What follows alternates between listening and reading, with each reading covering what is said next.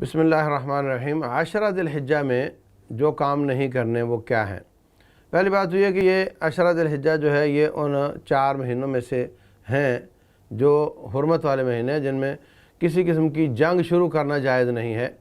तो बाकी सारा साल भी मुसलमान से लड़ाई नहीं करनी चाहिए और इन दिनों में भी नहीं करनी चाहिए। पहले से लड़ाई हो तो सुलह करने की कोशिश करनी चाहिए, तो लड़ना नहीं है।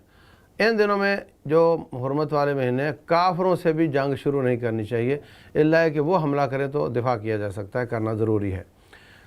और फरमाया कि जो शख्स अरादा अन युज़हिया, जिसका कुर्बानी का प्रोग्राम हो, वो अपने बाल और अपने नाखन मत काटे यहाँ तक कि कुर्बानी कर ले। यानी दूसरे दिन करता है, तीसरे दिन करता है, तो जब तक कुर्बानी नहीं करता वो अपने बाल वगैरह नहीं काट सकता। तो एक तो ये हाजियों की मुशाबहत है कि इहराम बांधने के बाद ये पाबंदियाँ होती हैं, तो वो यहीं पे ही वो पाबंदियाँ पूरी कर रहा है, तो ये बाइस अजर है। और एक बात ये समझो कि जो बालिग लोग हैं, मसलन मैं अपने बच्चों की तरफ से कुर्बानी करूँगा, बीवी की तरफ से करूँगा, तो उनमें जो बालिग हैं उनको भी ये एहतमाम करना चाहिए कि वो भी ना काटें, क्योंकि उनकी तरफ से भी तो कुर्बानी हो रही है ना। अलबत्ता जो नाबालिग हैं, नाबालिग इंसान पर कोई पाबंदी शरीयत की नहीं होती, तो वो अगर काट लेते हैं तो कोई हर्ज की बात नहीं है।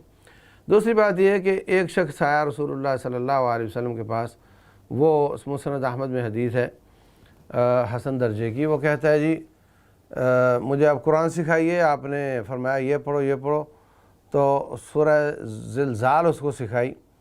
उसके बाद फरमाया अल्लाह ताला ने मुझे हुक्म दिया है कि कुर्बानी करनी है ईद वाले दिन।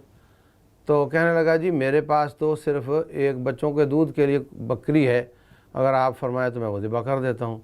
तो फरमाया वो ज़िबा मत करो, लेकिन आप ये काम करो कि ईद वाले दिन मूँछें काट लेना, बगलों के बाल उखेड़ लेना, ज़ेर नाफ बाल मूंड लेना और नाखन काट लेना, तो यही तेरी कुर्बानी होगी। तमाम उज़हियत का ये लफ्ज़ है हदीस में। तो इससे ये बात समझ आती है कि वो इन 10 दिनों में अगरचे उसका कुर्बानी का इरादा नहीं, तो वो भी इन 10 दिनों में एहतियात करे और ईद वाले दिन ये काट ले तो उसको कुर्बानी का अजर मिलेगा। तो ये एहतियातें हैं जो इन 10 दिनों में करनी चाहिए। और इन दिनों में रोज़े रखने की कोशिश करें, तकबीरात ईद पढ़ें कसरत के साथ, और जो नेकी हो सकती करें, क्योंकि ये दिन बहुत बाबरकत हैं। इन दिनों का अमल सारे साल के अमाल में जो अल्लाह को ज़्यादा पसंदीदा दिन है वो ये हैं। वल्लाहु आलम।